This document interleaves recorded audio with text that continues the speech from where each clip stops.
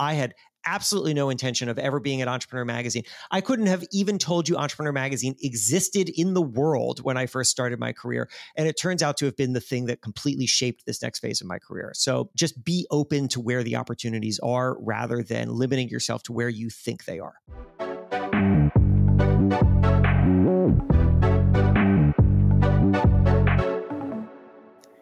Welcome to How I Built My Small Business. I'm Ann McGinty, your host. And today we have Jason Feifer on the show to share insights on embracing change and navigating rejection. Jason is the editor-in-chief of Entrepreneur Magazine and is widely recognized as an authority on business and adapting to change.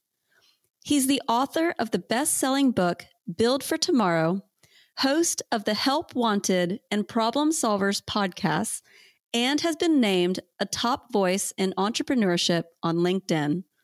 With decades of experience in national media, Jason has held editor roles at Men's Health, Fast Company, Maxim, and Boston Magazine, and has written about business and technology for the Washington Post, Slate, New York Magazine, and many more. You can find links to connect with Jason in the show notes. Before we get started, if you enjoy the show, please hit the follow button on your favorite streaming platform and share it with a friend. I'm an indie creator. I produce these episodes on a budget of less than $20 an episode, and I rely on word of mouth to grow and reach new listeners. Thanks for helping me spread the word. Let's get started. Thank you to our listeners for being here today. Jason, thank you so much for coming on the show. Thanks for having me. So looking back, and imagine your kids are the ones that are asking you these questions. What would you say are some of the most pivotal and key moments in your life or career that have really led to where you are today? Oh, well, the framing of my kids asking me this question is different from how I usually think about it. Oftentimes, if an entrepreneur is asking me the question or somebody who's aspiring to build a great career for themselves, the first thing that I talk about is what happened at my first job, which was that I was a small town newspaper reporter at this tiny little paper called the Gardner News, North Central Massachusetts, covering nothing, like nothing was happening. And I was really bitter after a while because I thought I had a lot of talent and I wanted to write for big places. I didn't even know what that meant. I just wanted bigger. And I wasn't getting those opportunities. Nobody was calling me. I wasn't getting recognized in the work that I was doing. I was starting to feel resentful of my colleagues. And eventually I realized something really important, which was, number one, let's be humble here. If I was able to write for the New York Times right now, then that's where I would be. But instead, I'm here. So why don't we learn from this moment? But then number two is you can't sit around and wait for people to come to you. They will not. You have to go to them. And I realized the most important thing that I could do right now was actually get myself in front of and start to work my way up to the level of the people who I wanted to impress, the people who I dreamed would call me. So I quit that job and I sat in my bedroom in a dumpy apartment next to a graveyard in a tiny town in Massachusetts. Cost me $500 a month. And I just started cold pitching. I started cold pitching editors. And I got a lot of rejection. But after 9 months, I started to get into the Washington Post and into the Boston Globe and into the Associated Press. And it taught me something that I still use today, which is that they'll never come to you. You always have to go to them. And the alternate route is probably better and faster than the traditional route. I could have sat in that newspaper and got a slightly larger newspaper job and a slightly larger newspaper job and a slightly larger newspaper job. And that was going to be too slow for me. The alternate route of thinking about the things that are available to me that no one's asking me to do, the things that I can do, technically speaking, but are not part of the initial system that I'm in, that is actually the pathway to growth. So that's what I usually say. If my kids were asking me that right now, though, I think that probably the answer would just be trying a lot of things. My kids are 9 and 5, especially my 9-year-old really struggles with trying new things. He knows what he likes, and he's not really that open to the things that he doesn't yet know that he might like. And I am really grateful that my parents, when I was like that, really pushed me to explore, to do new things. I remember at one point they told me, look, we do not care what it is that you pick, but you have to pick something. Like, you have to go and learn something. It could be anything, but it has to be something. And what I picked was bass guitar. And bass guitar ended up getting me into bands, and it developed this love of music. I don't professionally play bass guitar, but I'm really glad that I did that. And I'm glad that my parents pushed me to do it. You had mentioned facing 9 months of rejection. Yeah. How did you get through that? Well, it wasn't like it was 9 months of straight rejection and then suddenly everything turned, right? It was 9 months of mostly rejection and occasional successes. And the thing that kept me going was really that I felt like there was a puzzle here and it was solvable, and I just needed the patience to figure out how to solve it. And so I would be cold pitching editors, which, if you don't know what that means, I'm literally coming up with an idea that nobody has asked me to come up with, tracking down an editor who I do not know, and then sending them an email and hoping that they respond. And most of the time, they don't. But occasionally, somebody does. And maybe they tell me this idea isn't right for us, but please try again. At which point, you better believe I'm going to come back to you with something next week. Or a Washington Post editor once got on the phone with me, and I hadn't written for the paper yet. And she had me explain the story, and then she peppered me with questions for, it felt like it was 30 minutes, but it was maybe it was a lot less, but I was so nervous. And at the end of it, she said, well, look, I'm not willing to say yes yet, but I'm also not willing to say no. So if you want to do more work and come back to me, then by all means. And then I was in. I just dug into this thing. I did so much reporting. I sent her a 3,000-word outline for a story that would ultimately never be close to that length. And that was what ultimately had her say yes. And then once I had her, I could write more for her. I could pitch her more ideas and refine it, and just trying to tear this thing open. And now I have access to all these incredibly successful people.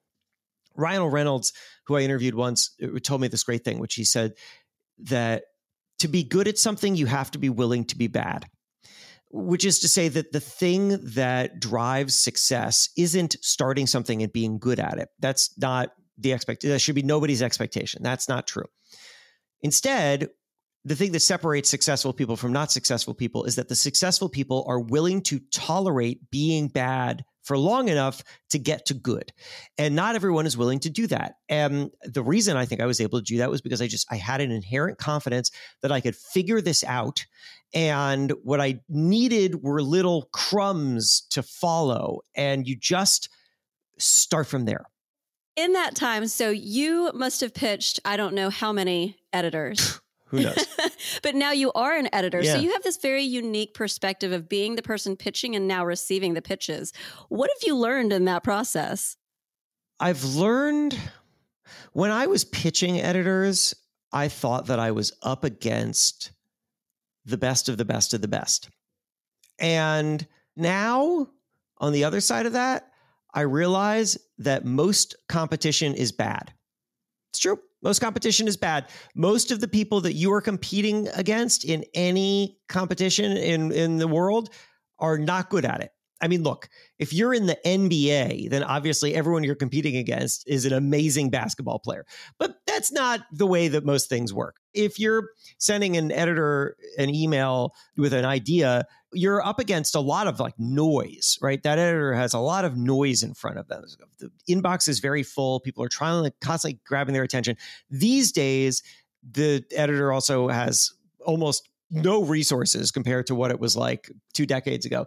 And by the way, my answer here is not really just specifically about media. I'm kind of using media as an example, but I really do believe this largely applies all over the place. And yet who you're actually competing against is mostly not quality. It's mostly noise. In my case, it would be a lot of people who are lazy writers, who are bad on deadline, who haven't done a lot of work on their pitches. That's what I'm seeing. Most pitches that show up in my inbox from writers or from publicists or for whatever are bad. They haven't put any work into understanding the person who they're reaching out to. And the reason I tell you that is because I think that people often overlook small competitive advantages that are actually true great competitive advantages. Trust is a competitive advantage. Hustle is a competitive advantage. Responsiveness is a competitive advantage. I think about this all the time now. Literally last night at 8:30 p.m., I was on a group call with a trade association that is planning out an annual meeting, and I'm the keynote speaker. And they had also asked if I could help them think through some of the things for the event and maybe bring in a couple other speakers. And I said, sure, no problem. I've already taken 2 calls with them. And at the end of the last call, one of the women on the call said, Jason, I just want to tell you, we have never had a speaker join these planning calls before, and it has made it so much easier to plan this event. And I know that most people don't do this. Most people don't even give clients access to them. They have some intermediary. I think that's ridiculous. My competitive advantage is my ability to be easily reached and to engage and to be responsive. And that's why I will get business that other people won't. The way I think about it is I'm competing against a lot of noise, but I'm not competing against a lot of quality. It's true. I mean, that's not to say there aren't quality people out there. There are amazing quality people out there, but there's a lot of noise, and everyone should be mindful of that. I know what you're talking about because I also receive pitches every day, and some of them are truly connecting, and then others are just very cold. So I noticed on your LinkedIn page that you talk about a wouldn't go back moment. Can you talk to us a little bit about what that means to you and why it's so important for you to help people find this? Sure. So the wouldn't go back moment comes from this framework that was central to the book I wrote called Build for Tomorrow, an action plan for embracing change, adapting fast, and future-proofing your career. And the central idea there is that change happens in 4 phases. So the first phase is panic, then adaptation, then you find a new normal, some new comforts and familiarities, and then you get to wouldn't go back, that moment where you have something so new and valuable that you wouldn't want to go back to a time before you had it. My argument is that process, it will happen to you regardless of your station in life or your amount of experience. The question for you is, how fast do you want to move through it? Do you want to stay in panic for a really long time? Or if you know that wouldn't go back is available to you, do you want to start moving towards that faster and taking steps that push you into the adaptation and the new normal? To bring that to life, Lena's Wigs was a wig shop in Baltimore, just a regular old storefront. You walk in, you shop for wigs, and then COVID, and she can't operate her storefront the way that she used to. Everything is locked down. She's trying to figure out what to do. And the only idea that she can come up with is not some revolutionary, crazy idea. It was something she was well aware of, but had never taken seriously because she thought it would be bad for her business. And that was appointment only. You make an appointment, and then you get a personalized attention for, wig shopping. And she thought, this is not a good idea. Nobody wants friction. Nobody wants to make an appointment and wait. And you just want, you want the wig, you go to the wig store, you walk into the wig store. That's why it's there. But this is now the only way that she can do it. And so this is what she does. And 2 things happen that shock her.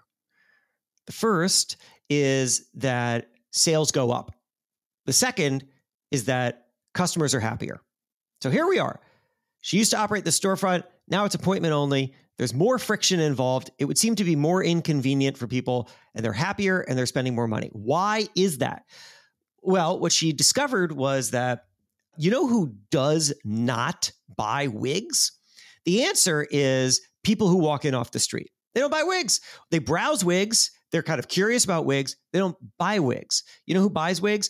People who are shopping for very personal reasons, usually health or religious reasons. And they would far, far, far prefer to do that shopping in a way in which they are not surrounded by a bunch of randos who have walked in off the street. And so here, Lena had been operating this company the way that she thought she had to operate it. She was paying a person to greet the people who were coming in off the street and not buying wigs at the expense of an experience that would be better for the people who actually do buy wigs. And once she discovered this, she realized, oh my God, there's a whole different way to do this business. She told me this story during COVID and we've stayed in touch. She now has leaned very heavily into her digital presence. She's doing like digital fittings. She's able to sell to people like, far outside of Baltimore now. She makes far more money than she did before. She has a much better operating business than she did before. That is a wouldn't go back moment. Lena would never, ever go back to the way that her company used to run, but she had to get shoved into this new idea. She wasn't ever going to do it herself, but change came to her. She panicked, she adapted, she found a new normal. She wouldn't go back. That's amazing. Yeah, sometimes you just have to try something, at least be willing to. Yeah. When you had mentioned panic, I was wondering, okay, so he's an editor, he's a speaker. There must be a moment in your life where you've just faced an incredibly challenging or heart rate increasing situation. And I was wondering if you can tell us about one of those and how you handled getting out of the panic. Yeah. Oh, well, I mean, they still happen all the time. But I'll tell you the most recent one because it's fresh on my mind, which is I have a pretty busy travel schedule where I will travel to industry conferences or corporate events. And I keynote usually the opening of it. And I've been doing this for years. I'm very comfortable with it. I've done all sorts of audiences. That context is important to understand the thing that happened this summer, 2024, where I flew out to Las Vegas to speak at a conference for real estate appraisers. And they booked me for a 30-minute talk. And I was standing at the side of the stage. I'm about to go on. And this guy comes up to me and he says, hey, I'll be your timekeeper, because they didn't have a clock on the stage, which people usually do, but they didn't. So he said, I'll just be in the front row and I'll just hold up a sign when there's 10 minutes left and when there's 5 minutes left. And I said, sure, no problem. I've done this so many times. I know exactly where I am in the talk. I know how long it's going to take. I don't really need this, but sure. So I get on stage and it's going great. It's full of energy. The audience is into it. And I'm sort of almost halfway through my first section. My talk has an intro and then the kind of multiple sections depending on how long the talk is. So I'm in the first section and the guy holds up a 10 and I see it and I don't understand it, because my first thought was maybe it means that I've been on stage for 10 minutes, but that's not even true, because I should have been on stage for like maybe 12 minutes, 13. Like that's not the 10-minute mark. I don't know what that means. I'm just going to keep going. So I kind of wrap up the first section of the talk and I start to enter the second section of the talk. And then he holds up a 5. And now I don't know what's happening. Now I'm completely lost, right? And what I start to think is, this is a 30-minute talk. He's telling me that 5 minutes is left. I can see he's got a timer. Have I been on stage for 25 minutes? Like, have I been rambling incoherently on stage for 20? Like, has something gone very wrong here? And that was like unlikely, but plausible, because I had a poor night's sleep the night before. I had gotten up early. I had flown from New York to Las Vegas, and then I'd gotten on stage in the afternoon. Like, it was a long day. It was a travel day. Maybe I am rambling incoherently here. Like, maybe something is very bad right now, and the whole audience is just tolerating it. I couldn't figure it out. And as I'm trying to think through this, I'm also trying to continue my talk, but it's becoming harder and harder to do that now, because I'm also trying to think about this. And so I start stumbling on the talk. And now I have like a third thing to think about, which is that I'm stumbling on the talk and I don't know, I got to get back. It became this spiral and I derailed. It's never happened to me before, but I just fully derailed and I couldn't get back into the talk. I couldn't find my place. The audience is now trying to help me, like saying the last things that I said. It was awful. Time is at this point very flexible. I don't know how long this was, but I was struggling to try to get back on track with this story that I've told a million times. And I realized, at this point, everyone's just hoping I get through this, which means that the story at this point that I'm telling is pointless. So instinct kicks in and I take my clicker that I had for my slides and I just toss it to the side and I just say, you know what? Screw it. And everyone laughs and claps and the tension is broken. And then I kind of explain what I'm going through. I mean, I still can't figure out the timing issue. Like, I don't know what's going on there. And I don't want to like throw the timer under the bus. Like, I just don't know what's happening. So I just say, this is really scary. Like, I've seen this happen to other speakers. It's never happened to me before. And now it is. And it's really embarrassing. And I'm the guy in charge here. I just sort of go. I'm like trying to explain what I'm going through and trying to turn it into like a lesson. And then I thank everybody for their patience and I get off stage. And the first thing that happens is that the timekeeper runs up to me and explains what happened. And what happened was that his instructions were to keep me on track for a talk that went from 4:30 to 5 because they needed to like clear out of the room at 5. But the previous session had run long, and then the sound guys had to do something, and I didn't get on stage till like 4:43, and he didn't know what to do. And so he just made an executive decision, which was to just time me to end at 5, regardless of when I started. And nobody told me that. So that was the problem. But the next thing that happens is a ton of people rush up to me, and they are happy. They are telling me that that was the most real thing that they have seen all day, and how encouraging it was to see like someone in my position not be perfect, and that makes them feel better. And they were telling me about their own times where they have like frozen up. And I hear a lot of this, and it makes me feel like better. The sponsor, there was a sponsor who'd paid for me to come out there. The sponsor was happy. Everyone was happy. And then I got stuck in this mode of thinking where I was like, I went back to my room that night, and I couldn't stop imagining other things that I could have done to have made that moment better. What could I have said? How could I have made it more memorable? And I came up with these ideas. I'm like, oh, if I had only thought to do that.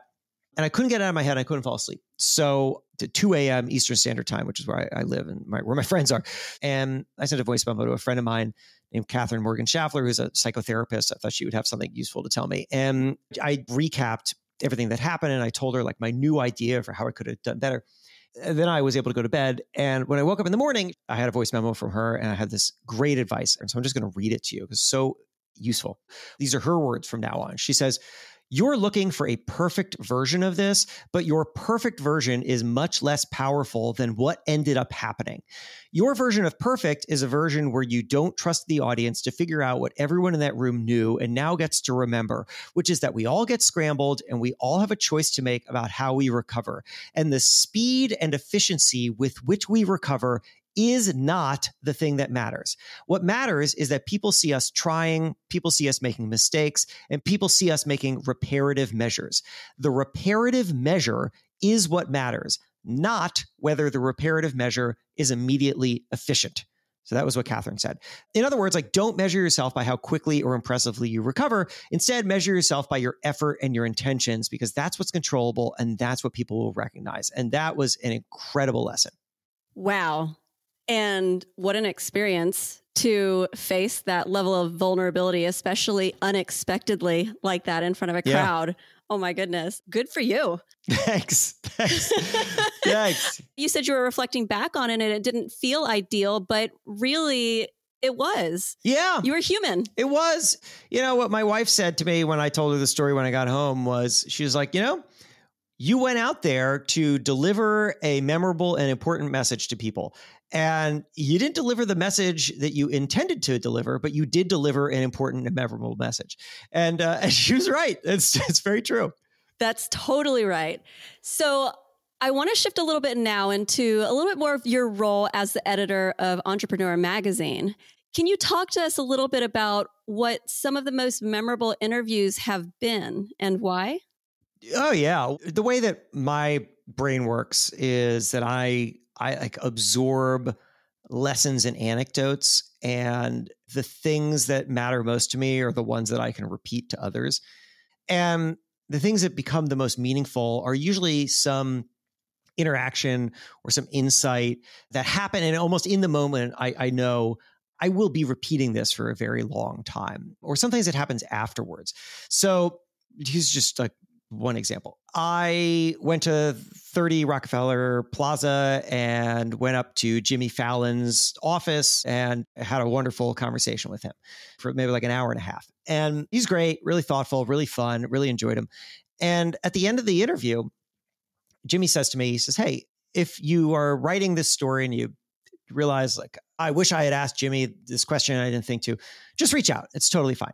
And I said to Jimmy, "I really appreciate that. I am not going to do that because I've already taken up a lot of your time and you're a busy guy and I've got what I need, but that's really nice of you." And then I go home and I'm writing the story, and wouldn't you know it, I realize, oh my God, if I could ask Jimmy this like one thing, it would make this story so much better. And I never follow up on these, because I don't want to be an imposition. I hate being an imposition and people are busy, but I can't find another way to land this story without asking him this question. And so I say, well, he did say I could do it. So I reached out to his publicist. I said, hey, could I just get 5 more minutes with Jimmy? And he says, let me see what I can do. And then like a week later, I get a call from Jimmy Fallon. And Jimmy says to me when we start, he says, it's so funny. I always tell people, if you ever have any follow-up, just reach out. And nobody ever does. And you're the first person to do it. And I said, well, that's really funny, Jimmy, because I told you I wasn't going to do this. And I didn't want to, because I didn't want to be an imposition. Like, I didn't want to take more of your time. I actually feel really bad that I've done this. And he said, no, are you kidding? You asking for more time tells me that you are a really thorough person and that you want to get things right. And that makes me more excited to talk to you. And that moment has crystallized in my mind, because what it was a great representation of was how we make these assumptions about what is good and what is bad. And we are not always right about that. I hate asking people for favors because I don't want to put them out. But what I've learned when I have had to ask people for favors is that they really like it. It's a good bonding experience. Usually I've done something for them and I never asked for something in return. And they are excited to do that. And it like creates more bonds. So we walk around with all these ideas about like what we shouldn't be doing and what's bad. And we really need to challenge those. And that's why I really loved that moment with Jimmy. It never even made it into the story, but it was my favorite moment from that interview. Yeah. To just not make assumptions. I just want to ask you one final question, which is if you could go back and talk with yourself when you were in your early 20s, what life wisdom would you give yourself? I had these ideas about specific things that I wanted to do and the path that was going to be required to get there. And what I've learned is that the zigzag pathway, where it just seems to make no sense as it's happening, but when you zoom out, it is logical. I did this, and because of that, I like met this person and then went in this direction, and then doing that taught me this thing, which sent me over there. Like, that is actually what the pathway looks like. It is somewhat uncontrollable. The most valuable thing that you can do is be open to opportunities that don't fit your original thesis of what opportunity is, but that might turn out to be the most valuable thing that you ever did. I had absolutely no intention of ever being at Entrepreneur Magazine. I couldn't have even told you Entrepreneur Magazine existed in the world when I first started my career. And it turns out to have been the thing that completely shaped this next phase of my career. So just be open to where the opportunities are rather than limiting yourself to where you think they are. Well, Jason, thank you so much for coming on the show and sharing your time with me. I know you're busy, so I really appreciate it. Oh yeah, it was my pleasure. Thanks for having me. If anyone wants to catch my work anywhere, my newsletter is the best place to start. It's called One Thing Better. Each week, one way to build a career or company you love and be more successful and satisfied doing it. You can find that by going to onethingbetter.email. That's a web address, so plug it into a browser. onethingbetter.email. Thanks so much again. Thank you. I'll see you later. Today's key takeaways. Stay humble and keep learning. Every moment is a learning opportunity. Don't wait for success to come to you. Go after it and put yourself in front of the right people. To move up, position yourself at the level of those you want to impress. Expect rejection. It's part of the process, but every no is a step toward a yes. As Jason says, rejection is like a puzzle. When you're rejected, look for a new way to slot in. Every rejection holds a lesson, and that's an opportunity to build resilience, adapt, and improve. Think outside the traditional route. Sometimes the alternate path is faster and more rewarding. Growth happens when you explore what's available by pushing yourself to try new things. Often, getting your foot in the door with one key person is all it takes to get the ball rolling. From there, you'll find clues to follow, but first, you need to figure out how to open the initial door. As Jason mentioned, Ryan Reynolds said, to be good at something, you have to be willing to be bad. The difference between success and failure is the willingness to endure being bad long enough to get good. When pitching, know that most competition isn't great, but you're still up against a lot of noise. Do the work, understand who you're reaching out to, and find small competitive advantages. I really want to emphasize this because I see it firsthand in my inbox. The majority of pitches I receive miss the mark. Trust, hustle, and responsiveness are competitive advantages. Being responsive and easy to engage with will set you apart. Change can be scary, but the faster you adapt, the quicker you'll get to your new normal. It's okay to feel the panic. What matters is how you push through. You, me, all of us are human. Don't measure your worth by how quickly or impressively you recover from mistakes. Instead, focus on your effort and intentions and celebrate being human, which means embracing imperfection. And lastly, challenge your assumptions. What you think is good or bad may not always be true. Be open to opportunities that don't fit your original expectations. Sometimes the best opportunities are the ones you didn't plan for. That's it for today. I release episodes once a week, so come back and check it out. Have a great day.